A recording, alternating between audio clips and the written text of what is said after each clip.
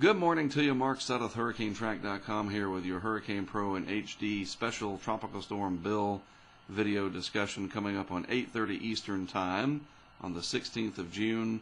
Here's a radar scope screenshot of the latest update from the National Weather Service radar office here in the Houston-Galveston area, and you can clearly see the circulation of Bill tightened up right here. Winds are 60 miles per hour, pressure down to 997. Very heavy rainfall getting ready to move into the central to upper Texas coast. This is the Bolivar Peninsula area up to High Island, Texas, and then you have southwest Louisiana here, Sabine Pass, some heavy rain offshore of your area.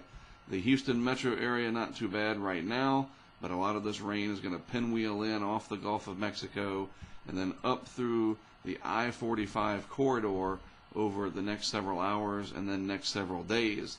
And infrared satellite animation shows clearly this impressive blow-up of deep convection overnight as Bill became stronger, better organized as it heads towards the Texas coastline. Upper-level winds becoming a little bit more favorable. The Gulf of Mexico very warm, so Bill was able to take advantage of that. And this huge swath of moisture, again, is going to make it inland over parts of eastern Texas.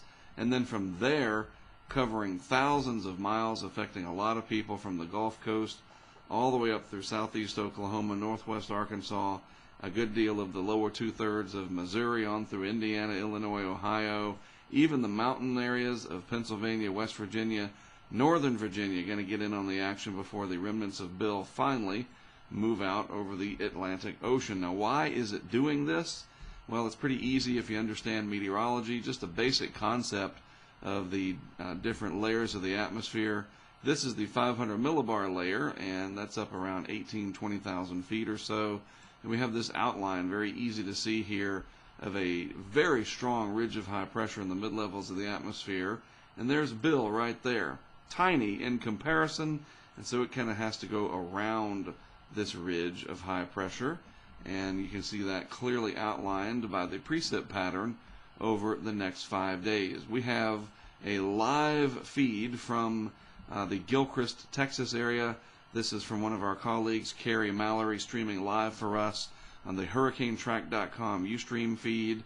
And this is the Gulf of Mexico, just to the east of Highway 87, along Highway 87 on the Bolivar Peninsula in Texas. This is where Hurricane Ike devastated the region back in 2008 with a very bad storm surge. Really to see in this region how that's possible, because the Gulf of Mexico very, very shallow, and I'm trying to pull back out because it's trying to lock up on me here. But we do live cam down there, HurricaneTrack.com on our homepage or at Ustream, and the direct link is ustream.tv/Hurricane Track. Again, all of this moisture pinwheeling in, and the curve of the coastline up here. Let me get rid of that feed up there. That'll help free up some of my resources on the computer here. That onshore flow really piling the water up, and it's easy to see with the shape of the coastline up here and the shallow offshore, what we call bathymetry. You can walk out quite far and the water doesn't even come up to your waist. And so all of that onshore flow up through this region just pushes the Gulf towards the land, and you get this coastal overwash. And it's basically a storm surge, although it's not too bad across the area. A quick look at the National Watch Warning Map. This is going to fill in pretty significantly over the next few days as those moisture bands and the overall package of moisture, tremendous amounts of what we call precipitable water in the atmosphere, moves inland.